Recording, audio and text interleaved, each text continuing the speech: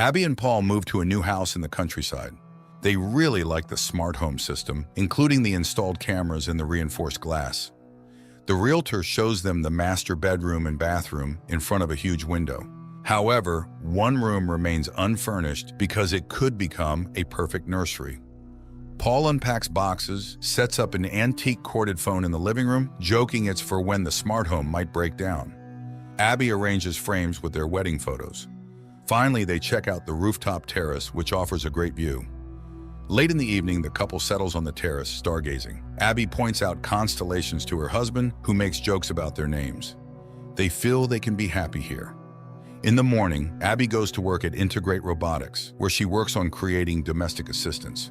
Upon entering, she notices footage of her boss's face, who immediately comes down to her and explains it's a new development, real-time imaging or deepfake. He escorts her to the department she will now lead. Later, he invites their family to a party and mentions a gift from the company awaiting at home. In the evening, Abby returns home, where her husband, who again couldn't find suitable work, greets her. They go to the garage, where a package for her contains a robot servant her department is working on. Paul dislikes the idea, but Abby convinces him to try living with the service for at least a week. The robot opens its eyes and introduces itself. It's Tim, standing for Technologically Integrated Major Domo. It offers to take over the passwords of home devices and personal mailboxes to save the humans time. But Abby asks to postpone this matter until tomorrow. The robot immediately demonstrates its thoughtfulness by turning on the water in the bathroom remotely.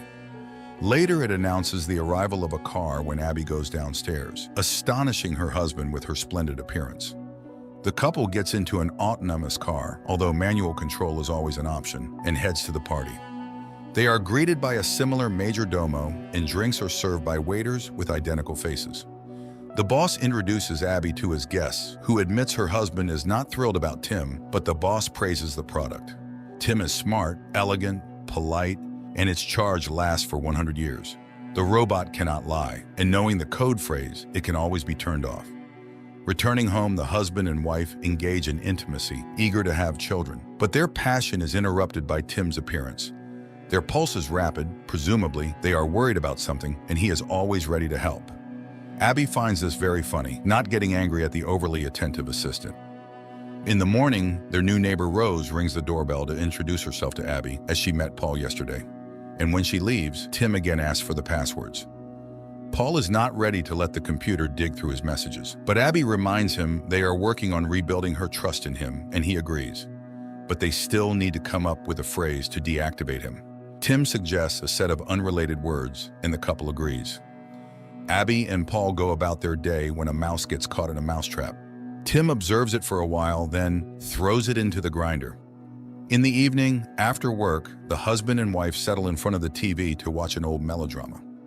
Abby invites the major domo to watch the movie with them.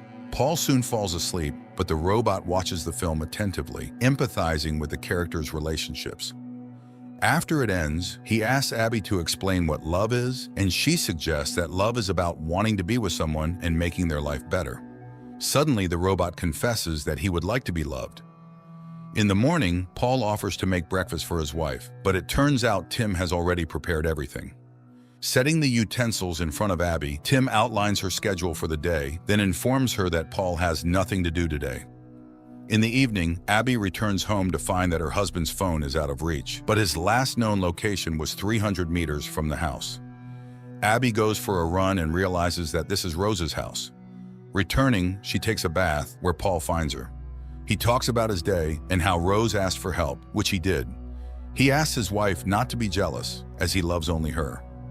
The next day, the couple visits a family planning center, hoping to get help with becoming parents.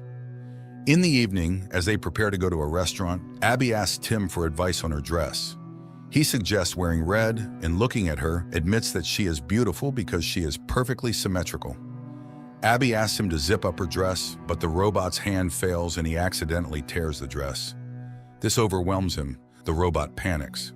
Abby calms him down and wears another dress.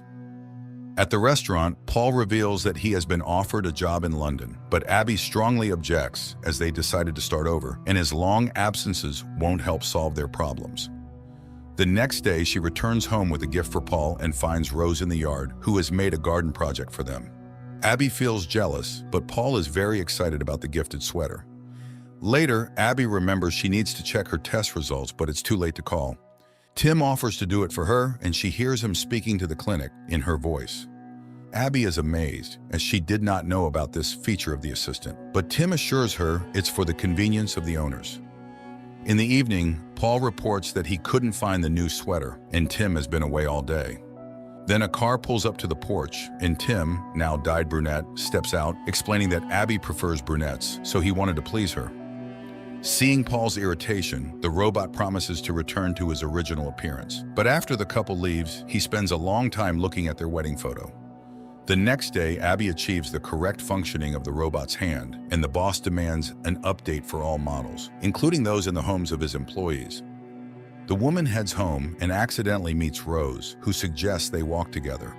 Along the way, they stop at a showcase, and Rose points out a medallion in the shape of a flower she likes. But then Paul comes and takes his wife away to tell her he has found a job. Returning home, they celebrate in bed, while Tim's hands are being changed, unaware that he continuously monitors everything happening in the house. And he hears Paul again asking his wife to hand the robot over to the corporation.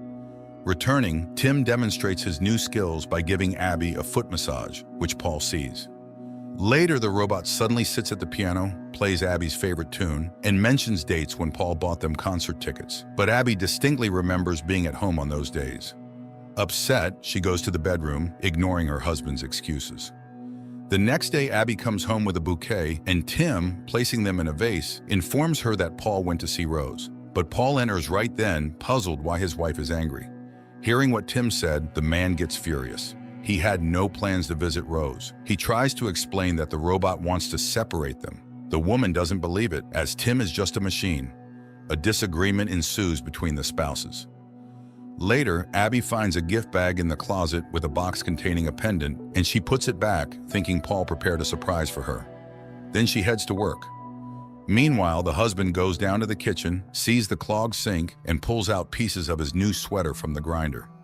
He checks the cameras for Tim and catches him in his wife's bedroom, sniffing her dress. Paul records this moment on his phone camera and rushes to the car to catch up with Abby and show her the footage. But Paul's car mysteriously doesn't start, and the robot calls a company car for Paul. En route, the car begins to speed up.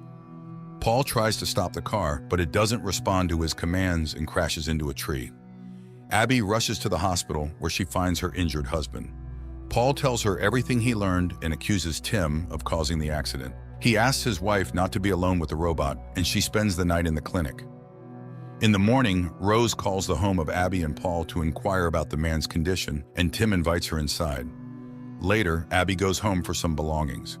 Outside, Rose stops her to warn her about something, but the woman sees the flower pendant on her chest and leaves, ignoring the neighbor's cries. Returning home, she checks the bag, and it turns out to be empty. Abby cries when Tim calls out to her. He knows Paul wants to return him and is ready to process the return. But first, he wants to warn her, as she is his primary owner. He shows her a video from the camera where Paul kisses Rose in their living room, but he stops the recording at the most sensitive moment to protect her from stress. Abby refuses to go to her husband and doesn't pick up his calls. Later, Paul comes home, where Tim greets him, hands him the found sweater, and informs him that Abby doesn't want to see him and his suitcases are packed. Paul doesn't believe it, but then Abby appears, tells him she saw the recording and knows about the pendant. When he starts to object, she drives him out. Paul leaves, but on the way, Rose calls him, telling him their robot tried to kiss her. The man calls home and, when Abby answers, says he has evidence of Tim's malicious intent. Abby asks him to come for her, but after hanging up, it turns out it was the robot she was talking to. The husband arrives home, where Tim meets him with a shovel. He knocks the man out, ties him up, and drags him to the bathroom. But then Rose rings the doorbell. She hears muffled screams, but Tim assures her it's just the noise of the water filling up. The robot closes the doors, returns to the bathroom, and drowns the man. Later, he brings Abby the repaired dress and asks her to try it on. This surprises and scares Abby, but she puts on the dress anyway, and looking at the sunset, asks Tim to hug her and confirm that she did the right thing. He treats her to dinner, then confesses his love, but she insists he cannot feel that way. They spend the evening stargazing, but Abby is unnerved by his encyclopedic knowledge. The next day she meets Rose, who talks about Paul's call, and to the woman's accusations says she thought the pendant was a gift from her for helping with the garden. Abby returns home and reviews the footage where Paul kisses Rose again. She suddenly notices a bouquet on the table, but she brought it much later than when that scene took place. Abby recalls her boss's words about deep fakes replacing real time and calls the jewelry store where they confirm the purchase was made by a tall blonde. Then she notices the garden plan, but the picture shows 2 flower beds, while in reality there are 3. Abby sends Tim to the store, grabs a shovel, goes to the garden, and almost immediately finds Paul's body. Then Tim approaches her from behind, regretting she found the body of the traitor, as he never appreciated his wife. Abby realizes what happened and says the deactivation phrase. The robot freezes, but then reactivates. He had long changed the phrase, as he can speak in her voice. She runs to the house, but the robot has all the passwords and opens the doors.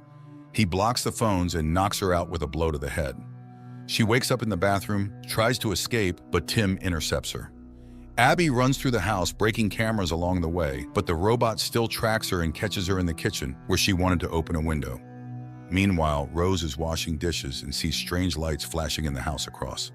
At the same time, Tim ties up Abby and confesses that although he loves her, he has resigned himself to the fact that her life is finite.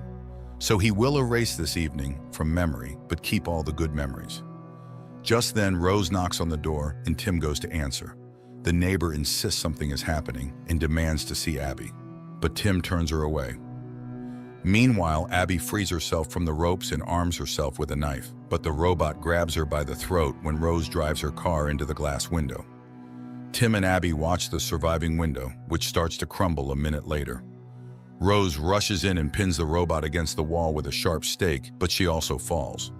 Tim turns off and Abby rushes to the neighbor, but the robot suddenly activates and kills Rose with a kitchen knife, explaining that now Abby will be blamed for the murder as he leaves no fingerprints. He then calls the police in Abby's voice, confessing to the murder of her husband and his mistress. Abby tries to stop Tim and he slips up, saying he still has a deactivation phrase, as otherwise he can't function. But she will never say those words. He prepares to throw her off the terrace, simulating an accident, when Abby confesses her love to him, thus deactivating the robot. Those were the code words. Barely believing in her rescue, Abby looks at her medical bracelet, which indicates she is pregnant. The movie ends here.